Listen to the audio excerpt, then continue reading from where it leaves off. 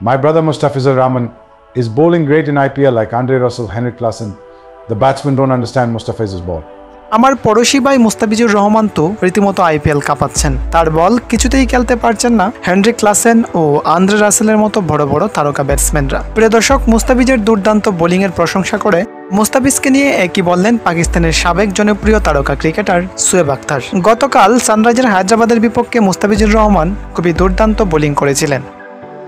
19তম ওভারে মুস্তাফিজুর রহমান বোলিং করতে এসে মাত্র 5 রান দিয়ে 2টি উইকেটস তুলে নিয়েছিলেন এবং দারুণভাবে ফিনিশিং দিয়ে চেন্নাইকে দুর্দান্ত জয় এনে দিয়েছিলেন। এদিন মুস্তাফিজের বল কিছুতেই বুঝতে পারছিলেন না মারমুখী ব্যাটসম্যান হেনরিক ক্লাসেন। প্রিয় দর্শক, হেনরিক ক্লাসেনের বিধ্বংসী ব্যাটিং সম্পর্কে আপনাদের তো ধারণা রয়েছেই। এরকম ভয়ঙ্কর শক্তিশালী ব্যাটসম্যানকে এভাবে বোকা মারানো তো এতটা সহজ নয়, কিন্তু আমাদের কাটার মাস্টার মুস্তাফিজুর রহমান সেটা করে দেখিয়েছেন। মুস্তাফিজের দুইটি কাটার বল কিছুতেই বুঝতেই পারেননি হেনরিক ক্লাসেন। হেনরিক ক্লাসেনের মতো ঠিক একই রকম অবস্থা কলকাতার রান মেশিন সুনীল নারিন এবং আন্দ্রে রাসেলের। আন্দ্রে রাসেল তো মুস্তাফিজের বল কিছুতেই বুঝতে পারেন না। আইপিএল এর 48তম ম্যাচে সানরাইজার হায়দ্রাবাদের বিপক্ষে মুস্তাফিজুর রহমান 2 ওভার 5 বল করে 19 রান দিয়ে 2 উইকেটস তুলে নিয়েছিলেন এবং সেই সাথে আইপিএল এর সর্বোচ্চ উইকেট শিকারীর তালিকায় মুস্তাফিজুর রহমান দ্বিতীয় স্থানে রয়েছেন।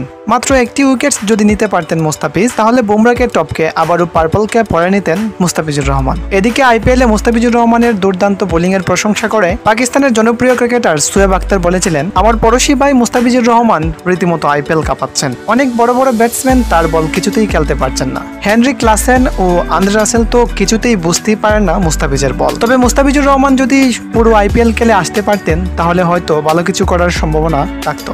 যাই হোক, আমার পড়োশি ভাইয়ের জন্য শুভকামনা রইল। তো প্রিয় দর্শক, মুস্তাফিজকে নিয়ে করা শোয়েব আখতারের মন্তব্যে আপনি কি একমত, সে বিষয়ে কমেন্টে জানাতে ভুলবেন না কিন্তু। ধন্যবাদ।